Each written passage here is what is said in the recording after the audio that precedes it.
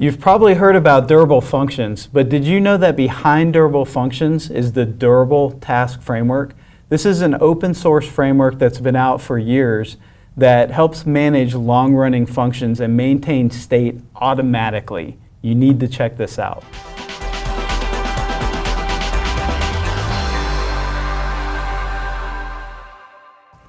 Hello and welcome to another episode of On.net.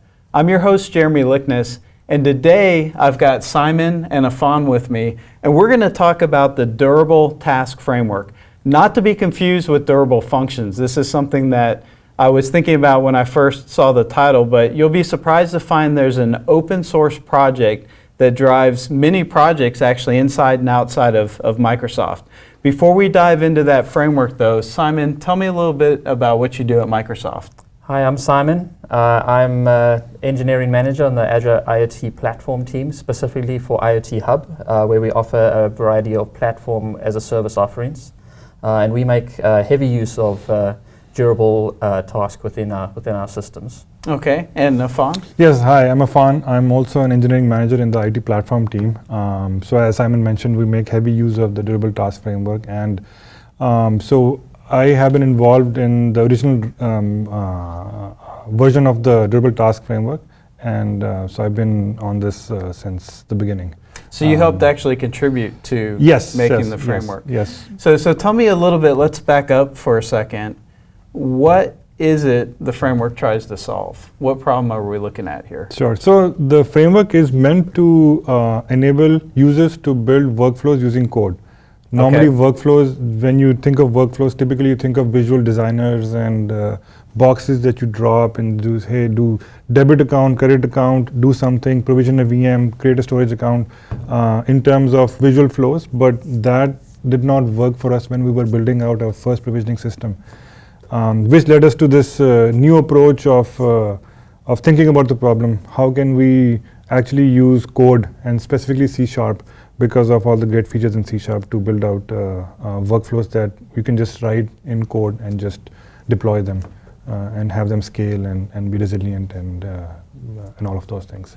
Well, that's interesting to hear, because I think some of the best tools are the ones that were actually created to solve a problem. Sometimes you hear about frameworks people create in search of a problem to solve, right? So this was something that you ran into an issue and said specifically, we need a better way to do it, and that way was workflows through code. Yeah, actually it was a hackathon project. So we were building out the provisioning system for API management service that ships as an Azure service.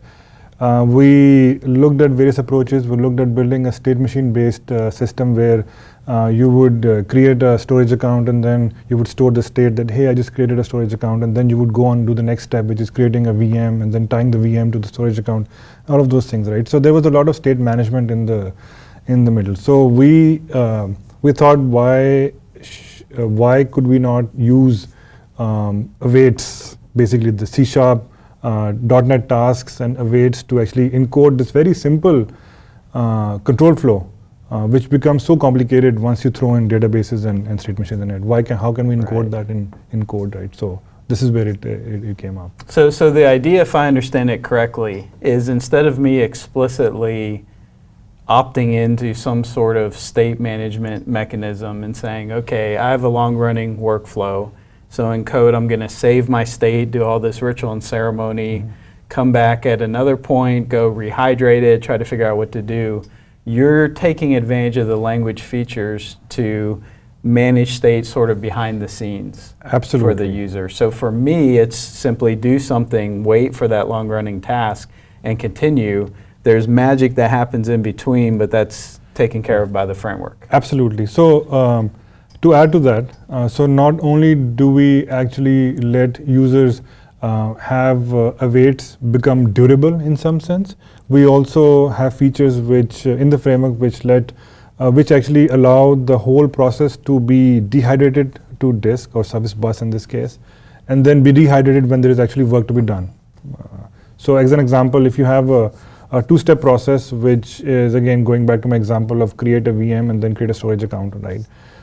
You would create a VM, call a method which creates a VM under the covers, makes the calls to and that's Azure not resources. instantaneous. It's not spinning instantaneous. up a Yes, new exactly. VM, It takes right. like minutes, seconds, I guess, tens of seconds at least, Sure. if things are working out fine. But so once it creates the VM, the next step you want to do is to create a storage account. So you want to fire off the call to create a VM, and then you want the process to go to sleep, in the sense that there's no memory being used, there is no compute being used, there's no network being used. Right. The only time when this control flow comes back to life is when the VM was created, right? And then at that point, you want the control flow to start from the next step, which is basically create the storage account. So you do not want it to redo the whole thing again, obviously. You want to, in some sense, you want the instruction pointer to the code to be stored, persisted properly. So this we enabled using this magic of durable tasks, where the task that you get back from this framework is what we call a durable task, which is automatically stored on some storage, key value store or some service bus or some Azure storage, whichever provider you're using. And also it allows you to resume the task when the task is actually completed. So that, I guess, is the magic of durable task that we were able to use. So you talked a little bit about Service Bus and Azure Storage. So there's some supporting mechanisms behind this that you're using to frame it in. Mm-hmm. Is there any code or example you can show to kind of drive that point home or illustrate it? Yeah. So we I think when I came in and started working with Affan on this, at that point in time, there was a Service Bus provider which was used for the messaging flow and session state. And then Azure Tables is used for the instance store, which is really the history of the orchestration. Okay. And one of the things we did at that point was we made a provider model, so that you could then bring your own provider. Okay. So that if Service Bus wasn't going to meet your needs, you could write a provider for SQL.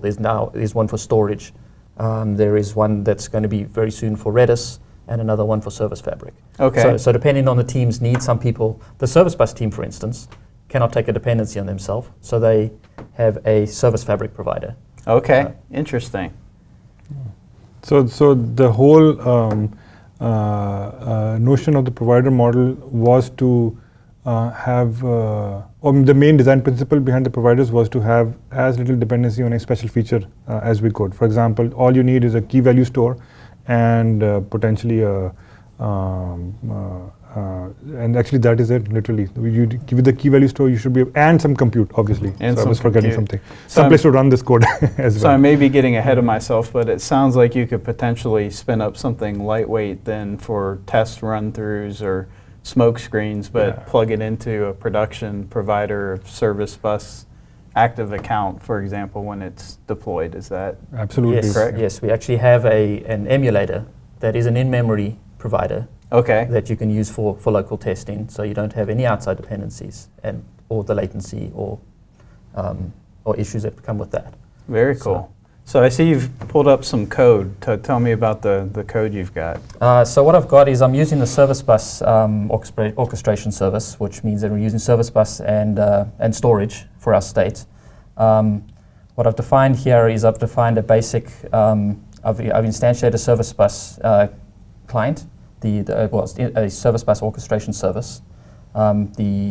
We're going to use an Azure Table instance store for our storage connection string, and a Service Bus connection string is going to get us our queuing mechanism and state and session state.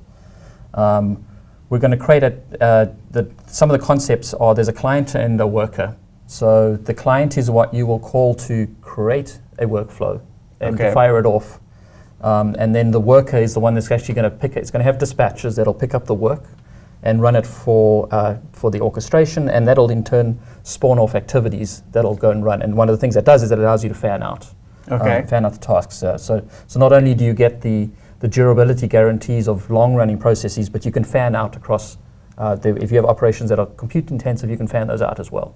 Okay. And so the basic example I've done here is really just a sum of squares orchestration. It's just good for illustrating a few of the concepts, but it obviously is not something you're going to be using in production. And the orchestration, you can think of that as a control flow for the workflow, and activities as the actual leave actual work items that the control flow Right. is So driving. my flow chart, all my arrows and Yeah. decisions are part of the orchestration, Yes. and my nodes are going to be Activities. activities. Exactly. Okay. Yes. Got And it. then every orchestration has a state, and that state is what it uses to replay into the previous activities results.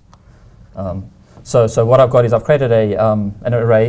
It's an array of either numbers or array of or subarrays of numbers.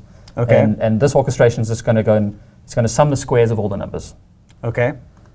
So I'll get back to this code in a second, but I want to show you the activity that we've defined is pretty simple. All it's going to do is it's going to receive a number. It's going to return the square of that. Okay. We have an orchestration, which we've defined. It's going to take the input, and it's going to parse it as JSON, and then it is going to loop through the items in that JSON. And if it's an array, it's going to create what's called a sub-orchestration. Now, a sub-orchestration is a orchestration within an orchestration, but it has its own lifetime, essentially. Right, but they're tied to each other, Yes. so the parent's never Yeah. going to end Yeah. until the child Exactly. So ends. think of That's this right. as a workflow spinning up another workflow in Okay. some sense. And then so wrapping this that- is a recursive Yes. sub-orchestration, basically. Yes, so if we've said if it's an array, we're going to create a sub-orchestration, which is going to go do its thing. If it's an integer, it's just going to go and call that activity that I just showed you that does the multiplier. Okay. And then it's going to, each of these is going to be creating a task, and then we just do a when all on our tasks, and then we're going to sum the results of that, and then that's going to be the result of our orchestration. So a little bit more about how we've got this set up is we have the client which we're going to call to instantiate it, and we're going to have the worker which is actually going to do the work.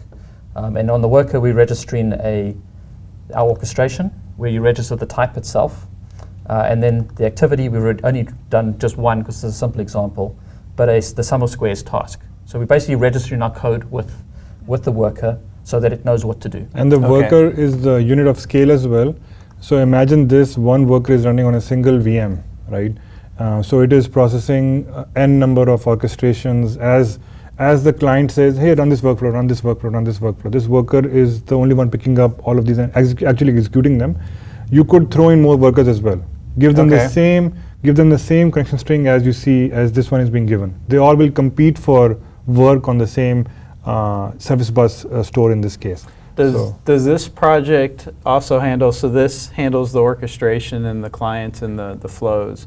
Does it handle providing the infrastructure, the scale out, or does something else have to provide the different VMs or processes? to That do thing we've left as an exercise for the deployer because there were so many different combinations of Sure. places where you can offer. Right, We have samples that show you how to run it in a single process, but actually running it in a different hosting environment is not a part of the sample. Okay. But So when we talk about, because I know a lot of people get confused a little bit, they hear durable task framework, they think durable functions.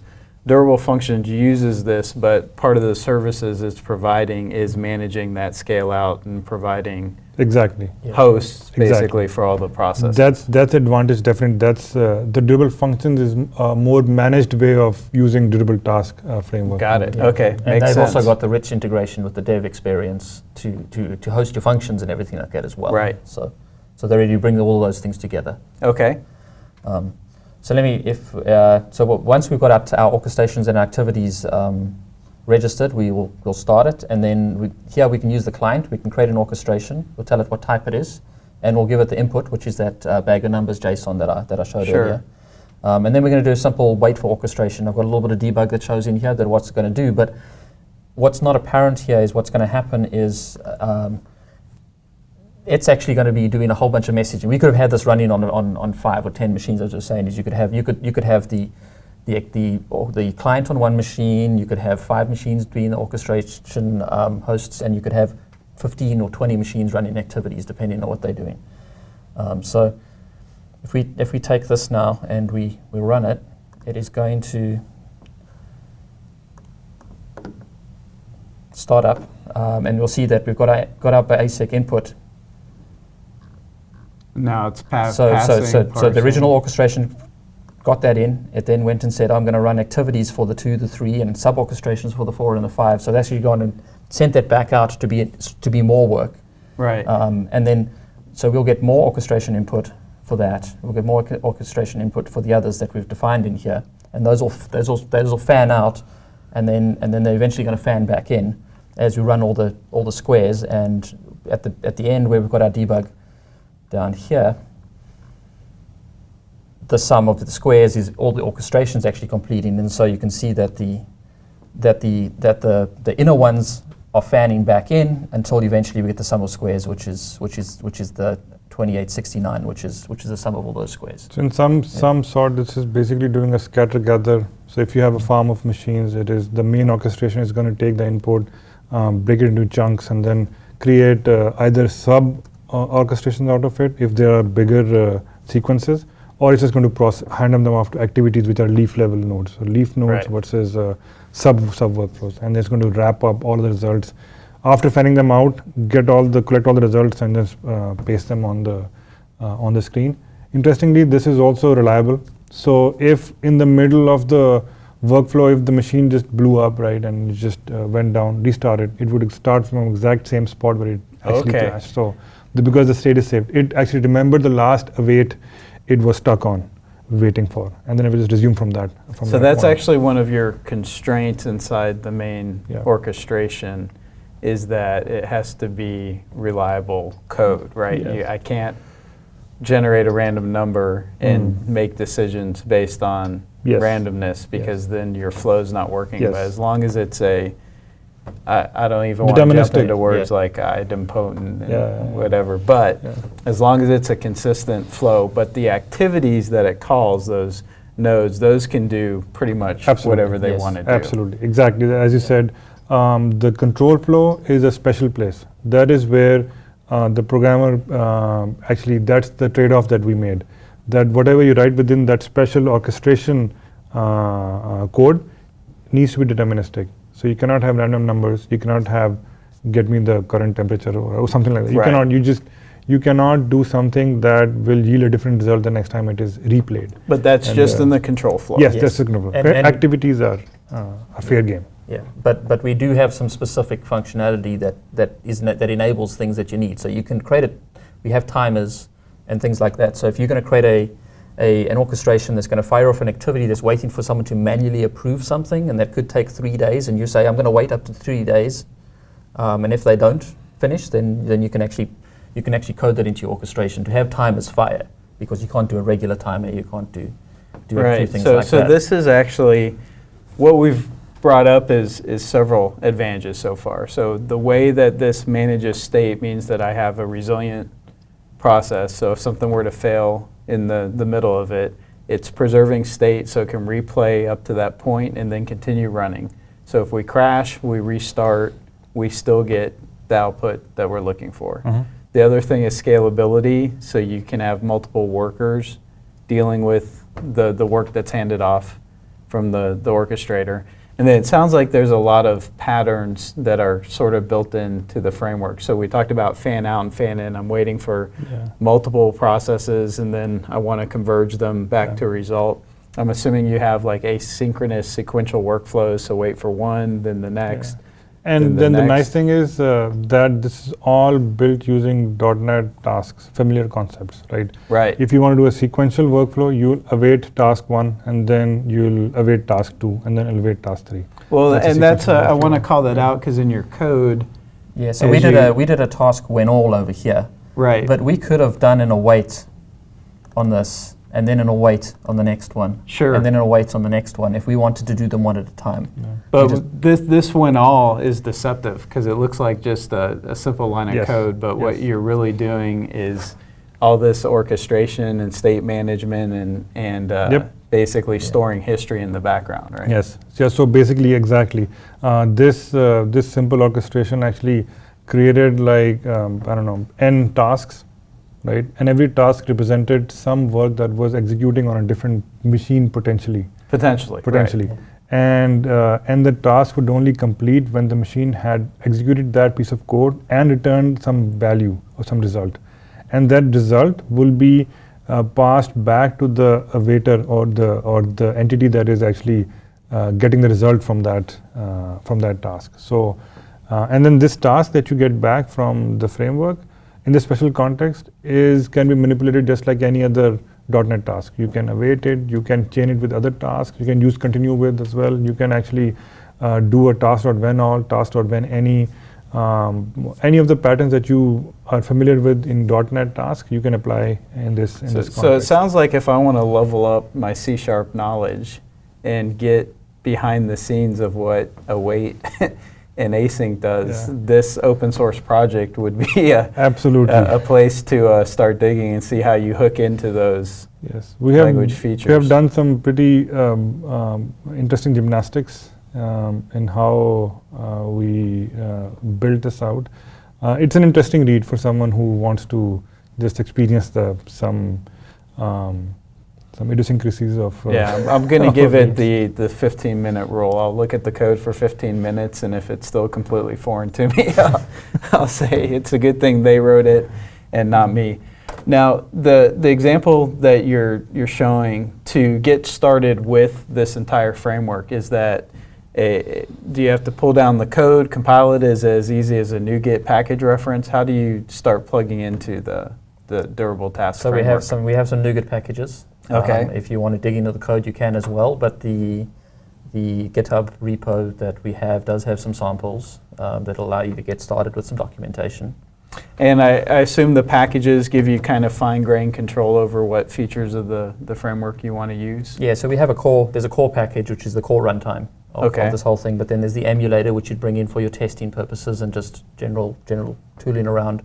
And then you'd pick what your providers is and bring in whatever packages are for your relevant provider. Okay, that sounds good. We'll put all those links in the show notes so people can go out and grab that.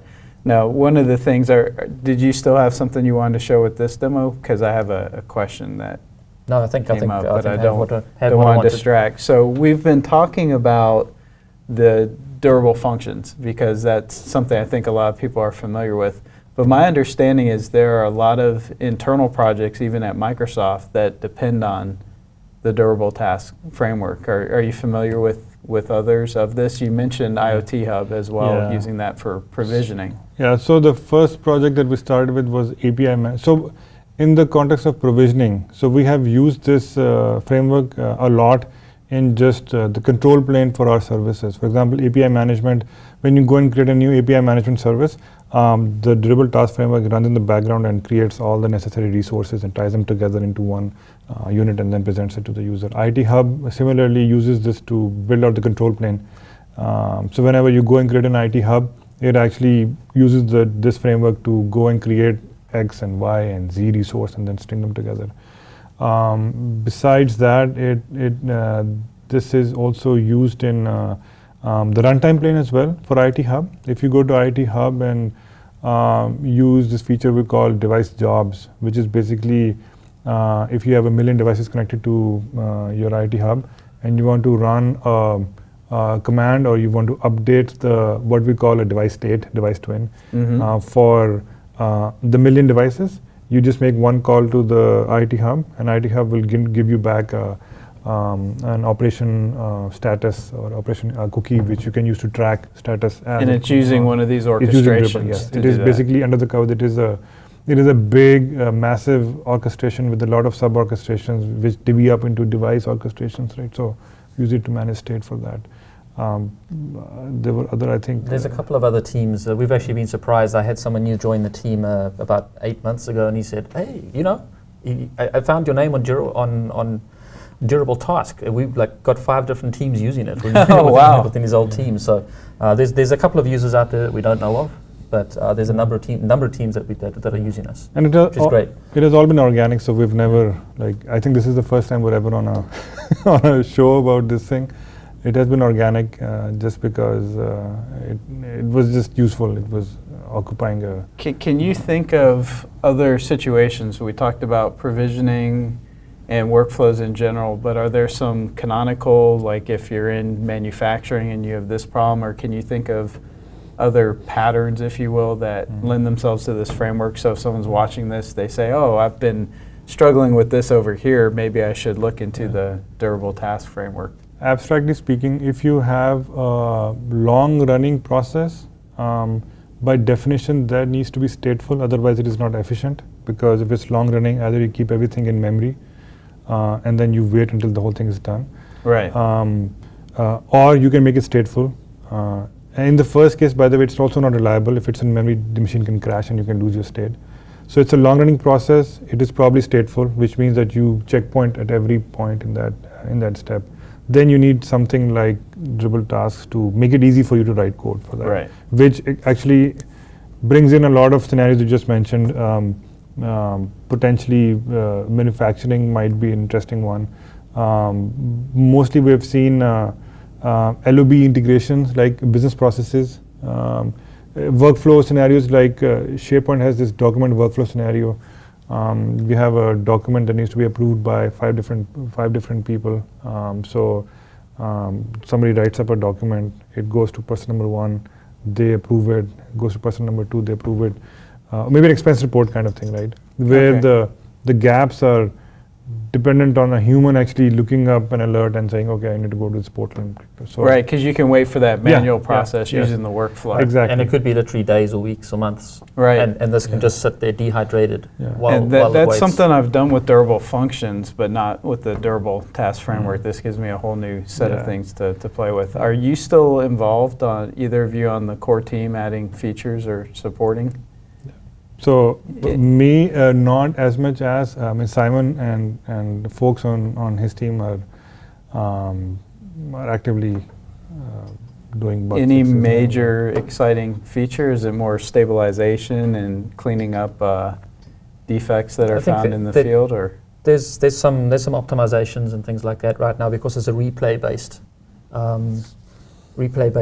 It means that it's going to dehydrate and rehydrate, and potentially that means it's a little more chatty to itself. Right. From a compute standpoint. So Durable Functions has already implemented a sticky concept where it will stack things and optimize the replay. Got it. But the core framework doesn't implement that yet. Okay, so that's something that That's an could be example of brought something into that it. could be brought in. Because I know that you have some concessions that if I'm intentional about it, for example, if I'm running an infinite loop, that's obviously not going to make sense because the Yeah. history builds and Yeah. builds, but I can kind of kick off the task as if it's new, but still Yeah. maintain the state from the Yeah. previous. So there are those hooks already in place. Yes. So it's exactly. Another thing that we have been thinking about is just adding inline execution of activities as well. For simpler activities, just having a lambda, for example, just inline. Okay, so you're not support having to create it as a Yeah, you don't separate- have to go and create a new activity and go through all the machinery. So we're thinking about some optimizations. Again, to Simon's point, it's more about optimizing the flow as we continue to consume it within our data plane as well. For example, IT Hub uses durable task. We continue to find opportunities to optimize the flow as well. So, but it's all based on feedback that we're getting and generally the pain points, the top pain points that on our list. Awesome. Sounds great. Well, thank you so much for coming out and sharing the demo and your knowledge about the Durable Task Framework. I'm going to say that this is a framework that is used heavily internally and externally. It's open source, and it's baked into some of our most important services. So if you're doing anything with any of these patterns we've discussed, if you're working on long-running workflows, you definitely need to check out the Durable Task Framework.